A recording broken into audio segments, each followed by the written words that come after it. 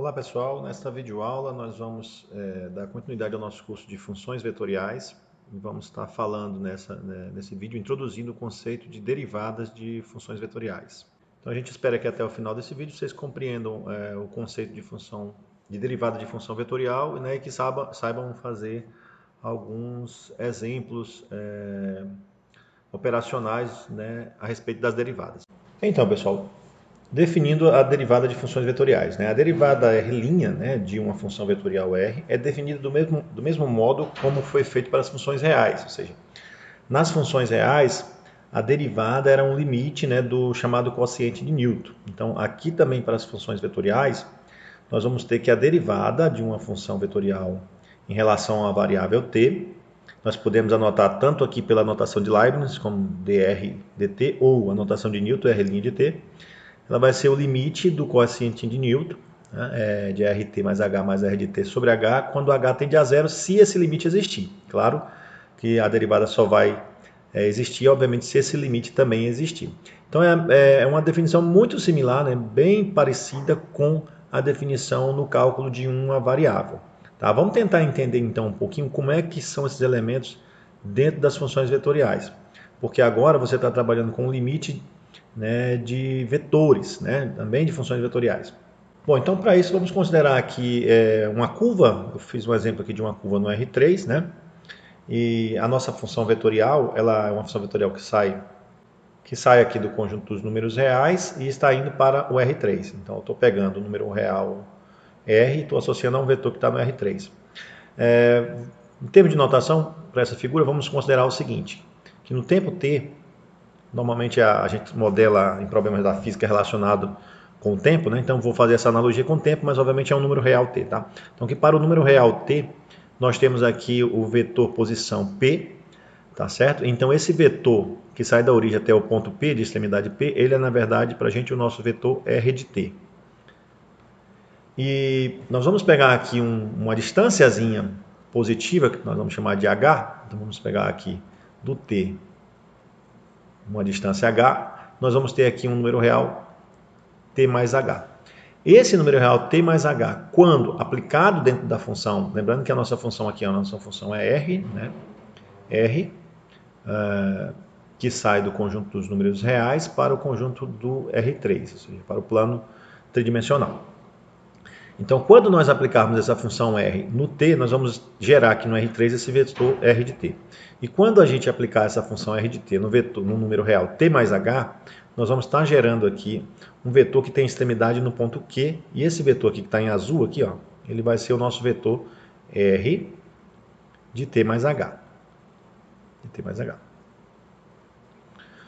Bom, das operações de vetores, né, a gente também fez essa revisão para vocês logo no início do curso, revisão sobre vetores, é que esse vetor que sai de P para Q, nesse sentido, é o vetor, na verdade, R de T mais H, subtraído do vetor R de T. Então veja, esse vetor aqui, que sai de P para Q, ele seria um vetor também, considerado um vetor secante, né? Um vetor secante à nossa curva, ao traço dessa função vetorial. Então essa linha em negrito aqui é o traço da nossa função vetorial, e esse vetor R de t mais h menos R de t, ó, que seria esse vetor aqui PQ, ele é esse vetor secante. Okay? Observe que no quociente de Newton nós temos a expressão R de t mais h menos R de t. Tudo isso dividido por h. Mas note que aqui em cima você está subtraindo dois vetores. E você está dividindo por um número h que é um número real. Vamos supor aqui h positivo. Então você está dividindo por um número positivo. Dividir, na verdade, vetores por um número real é como se você estivesse multiplicando esse vetor pelo número 1 sobre h. Okay? Então, na verdade, olha, o que nós temos aqui? Essas são as diferenças, né, do cálculo de uma variável para o cálculo de funções vetoriais. Ó. Esse elemento da parte de cima do quociente de Newton é um vetor. Você está subtraindo dois vetores, que é exatamente esse vetor que eu destaquei aqui em cima, que é o vetor secante. E 1 sobre h acaba sendo um número real. Acaba sendo um número real. Bom, se você pega um vetor e multiplica por um número real, e esse número real é positivo, né? Esse número real é positivo, o que acontece é que o resultado disso é também um vetor que vai manter a mesma direção do vetor inicial, então, ou seja, esse vetor aqui, ó, 1 sobre h vezes r de t mais h menos r de t, ele é um vetor que tem a mesma direção e o mesmo sentido desse vetor pq, ou do vetor que está aqui dentro do parênteses, como vocês estão observando. Então, o que 1 sobre h faz, na verdade? 1 sobre h muda apenas o tamanho desse vetor, mas ele mantém a direção e sentido. Bom, é claro que se h vai ficando muito pequenininho, 1 sobre h vai ficando um número maior. Então, quer dizer que em módulo o tamanho desse vetor aqui começa a aumentar. Vamos tentar fazer uma animação agora no GeoGebra para vocês observarem o seguinte, né? O que acontece com esse vetor secante, a curva, né? O traço, melhor dizendo, da função vetorial. O que acontece com esse vetor secante à medida que o h se aproxima de zero? Ou seja, se h se aproxima de zero, então o quociente de Newton se aproxima de quem? Né? Essa que é a nossa pergunta, do ponto de vista geométrico e também do ponto de vista algébrico. Então eu estou pegando essa distância h e estou fazendo essa distância h tender a zero. Significa que esse ponto aqui, ó, t mais h, no domínio da função, vai tender ao ponto t. E o que vai acontecer então com esse vetor, que é o vetor diferença, né? R de t mais h menos R de t quando isso acontece. Bom, vamos fazer uma animação no GeoGebra que vocês vão entender direitinho o que está acontecendo com o vetor secante quando o h tende a zero. Bom, então observe aqui o seguinte, nós temos a mesma figura que nós colocamos há pouco, né? E o que nós vamos fazer é o seguinte, esse vetor PQ, que é exatamente o quociente de Newton quando h é igual a 1. Né? Quando h é igual a 1, você tem simplesmente a diferença de RT mais h menos R de t. Agora nós vamos fazer h tender a zero, tá certo? Então, quando h tender a zero, o que acontece com esse vetor? Tá? Então, observe aí, nós vamos agora fazer uma animação, ó. O vetor h está tendendo a zero, desculpa, o número real h está tendendo a zero, né?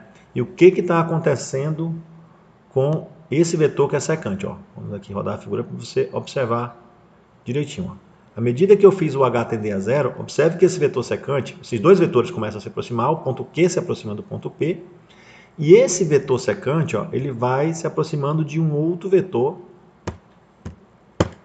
quando os dois aqui coincidirem aqui, ó, os dois vetores, o azulzinho e o verdinho coincidirem, esse vetor, que era o vetor secante, que é esse vetor vermelhinho aqui, ó, ele vai ser um vetor que vai estar na reta tangente a esta curva, ok? Então, ele vai ser chamado de vetor tangente à curva, tá certo? Então, é uma interpretação, na verdade, ao traço da função vetorial. É uma interpretação muito similar, né, àquela que nós tínhamos no cálculo de uma variável, só que agora eu estou trabalhando com vetores. Então, quando h tende a zero, né, quando h tende a zero, o vetor secante, ao traço da função, ele agora tende ao vetor tangente, tá certo? Que seria esse vetorzinho aqui em vermelho, um vetor tangente à curva aqui, né? É um vetor com extremidades aqui em P, né? Só que agora tangente à curva. Então essa é a interpretação geométrica da derivada de uma função vetorial num determinado ponto específico, pessoal. Espero que vocês tenham compreendido aí a animação, ó, né? À medida que eu vou diminuindo o tamanho de h, o quociente de Newton agora vai se transformando em um vetor, né, que passa a ser o vetor tangente à curva. Bom, dando continuidade aqui ao nosso curso, nós vamos enunciar esse teorema que vai facilitar muito a nossa vida com relação à parte operacional das derivadas de funções vetoriais. Tá?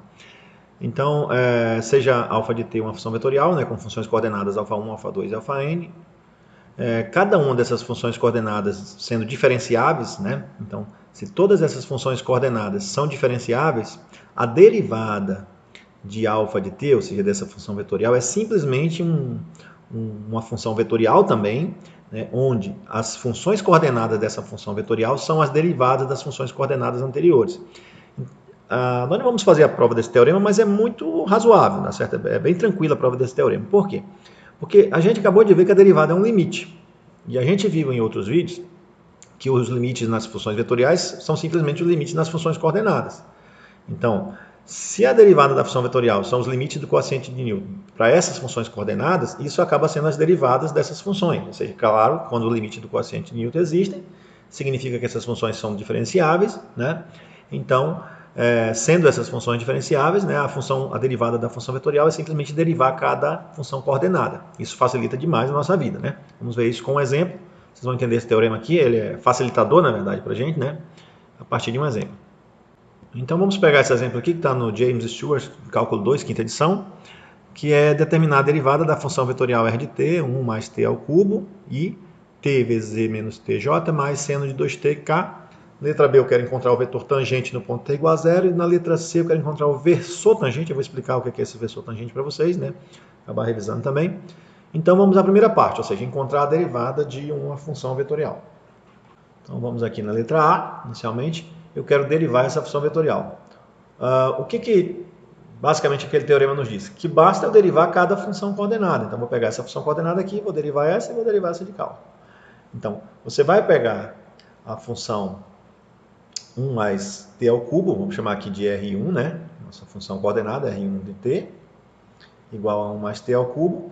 E aí, qual a derivada dessa função R1 de t? Qual é a derivada dela? Bem tranquila, a derivada de uma função polinomial, derivada da constante é zero, derivada de t ao cubo 3t ao quadrado. Ok? Vai pegar aqui a outra função, vamos chamar de R2 de t, a segunda função coordenada, que é t vezes e elevado a menos t. E vai derivar essa função coordenada em relação a t. Bom, claro que você vai ter que lembrar das regras de derivação, né? Então aqui você tem um produto, isso é o que? A derivada da primeira, vezes a segunda, mais a primeira, né, vezes a derivada da segunda. Então a derivada de um produto, né? A derivada de t é 1, e elevado a menos t repete, mais t vezes derivada de e elevado a menos t. Tem que aplicar aqui a regra da cadeia, né? Então a primeira aqui, a derivada de menos t dá menos 1. E aí a derivada de e elevado a menos t, vou repetir, que seria a derivada aqui da função composta. Bom, então o que acontece aqui? O resultado dessa derivada é e elevado a menos t, mais com menos dá menos t vezes e elevado a menos t. Então, obviamente que o cálculo das funções vetoriais vai exigir de você o conhecimento das derivadas de funções de uma variável, tá ok? E por último aqui a nossa função R3, ó, R3 de t, sendo seno de 2t, né? Seno de 2t, você vai derivar ela também. Então, qual é a derivada dessa função coordenada? De novo, aplica a regra da cadeia, a derivada da interna, a derivada de 2t é 2, e a derivada do seno é cosseno, né? Então, você dá cosseno de 2t. Ok? Bom, basicamente, se você não tem dificuldades com derivada de função de uma variável, você também não vai ter dificuldades aqui, porque derivar uma função vetorial é derivar todas as funções coordenadas. Se você tem dificuldades com as funções, de derivar funções de uma variável, você vai ter dificuldades aqui. Então, primeiro você tem que estudar lá, ou relembrar as regras, as principais regras de derivação, as principais derivadas, tá? Ou seja, a regra do produto, regra do quociente, regra da cadeia, né? Tem que fazer uma boa revisão das derivadas das principais funções também, trigonométrica, exponencial e assim por diante. Então, letra A, encontrar a derivada dessa função, se resumiu a encontrar a derivada de suas componentes. Então, isso aqui, né, nós concluímos que R, a derivada da função vetorial, R' de t, né, da função vetorial, por isso eu coloquei aqui um vetorzinho, vai ser a derivada da primeira componente deu 3t ao quadrado, e mais a derivada da segunda componente deu e elevado a menos t vezes e elevado a menos t j, né? Mais a derivada da terceira componente deu 2 cosseno de 2t. Tudo isso vezes k. Então bem tranquila essa parte, né? Então, só lembrando, pessoal, que isso aqui, né, em outra notação também posso escrever assim, né? Simplesmente, né, na notação, em outra notação de funções vetoriais, né, o vetor com extremidade em 3t ao quadrado, depois e elevado a menos t e elevado a menos t, e a última função coordenada aqui, 2 cosseno de 2t. Né? Então, eu também posso usar essa notação, é a mesma coisa, tá? Na letra B, nós queremos encontrar o vetor tangente à curva, né, no ponto t igual a zero. O que nós acabamos de ver? Nós acabamos de ver que o vetor tangente à curva ele vai ser dado pela derivada da função vetorial naquele ponto. Ou seja, o vetor tangente à curva, né, no caso aqui na letra B, o vetor tangente à curva é simplesmente eu pegar e considerar o tempo igual a zero na derivada da minha função vetorial. Então, a interpretação geométrica, né, da derivada de uma função vetorial num ponto fixado, no caso aqui no ponto t igual a zero, é simplesmente eu aplicar esse ponto na derivada. Então, eu vou pegar aqui e aplicar esse ponto aqui na derivada. Vai ficar 3 vezes 0 ao quadrado, né? Aqui vai ficar e elevado a menos 0 vezes e elevado a menos 0. E 2 vezes o cosseno de 2 vezes 0, né? Bom, isso aqui vai dar 0 a primeira, né? Isso aqui vai dar 1. Isso aqui dá 0. E aqui você tem 2 vezes o cosseno de 0, né? Então, quanto que é o cosseno de 0? Cosseno de 0 é igual a 1, né? Então, você vai ter 2 vezes 1, que vai dar 2. Portanto, né, o vetor tangente ao traço dessa função vetorial para t igual a 0 é exatamente o vetor que tem extremidade 0, 1, 2, lá no espaço tridimensional, ok? Bom, na letra C, eu peço para você encontrar o versor tangente, tá bom? Bom, o que é esse negócio de versor tangente? Vamos revisar isso aqui no ponto t igual a 0, tá? No ponto t igual a 0. Então, o versor tangente, tá, pessoal? Que eu vou chamar aqui de t, t de t, né? Ele vai ser, você considerar, no caso, como você está falando, ele vai estar relacionado ao vetor tangente, né? Então, como vetor tangente eu estou chamando de r' de t, o versor tangente é simplesmente um vetor que vai ter a mesma direção, o mesmo sentido de RT, mas ele vai ter norma igual a 1, tá certo? Ele vai ter tamanho igual a 1. Ou seja, você vai pegar o vetor tangente e vai dividir pelo seu módulo, tá ok? Pela sua norma, por R de t. Então, o vetor tangente é o vetor unitário, digamos assim, com a mesma direção e mesmo sentido do vetor tangente. Em outras palavras, nós já acabamos de encontrar que o vetor R' de 0, aqui na verdade é a derivada, tá? Aqui também. O vetor R' de 0 deu 0, 1, 2, né? 0, 1, 2. Então, o que você tem que fazer para encontrar o versor? Você vai encontrar a norma desse vetor. Você vai encontrar o tamanho desse vetor. Já mostramos em outras aulas como encontrar a norma de um vetor, né? Nesse caso é simplesmente o quê? Raiz quadrada de 0 ao quadrado, mais 1 ao quadrado, mais 2 ao quadrado, portanto, a raiz quadrada de 5. Então, o tamanho do vetor R' de 0, né? O tamanho desse vetor é raiz de 5. E o que é o versor tangente? Então, o versor tangente é simplesmente eu considerar o vetor tangente e a partir dele criar um vetor que tem mesma direção, mesmo sentido, mas tamanho igual a 1. Ora, basta pegar então o vetor tangente e dividir pela sua norma. Quando você divide um vetor pela sua norma, você cria um vetor unitário com a mesma direção, mesmo sentido que ele, mas com tamanho igual a 1. Então, quem vai ser o vetor tangente vai ser o vetor no tempo t igual a 0. Simplesmente eu pegar aqui, ó, 1 sobre a norma, então no caso 1 sobre raiz de 5, e multiplicar pelo meu vetor tangente, no caso R' de 0, que é 0, 1, 2. Ou seja, quando eu pegar 1 sobre a norma, o que está acontecendo aqui? Ó? Esse vetor, que é o versor, ele vai manter, eu estou multiplicando por um número positivo, que é a norma, ele vai manter o sentido, vai manter a direção, ele vai ser esse vetor aqui, agora esse cara vezes 0 vai dar 0, isso aqui vezes 1 vai dar 1 sobre raiz de 5, e esse aqui vai dar 2 sobre raiz de 5. Tá. O que esse cara tem, digamos assim, diferente do vetor tangente? É que ele também vai ser tangente à curva, só que ele vai ter norma igual a 1. Observe, calcule a norma desse vetor aqui, ó, para você verificar.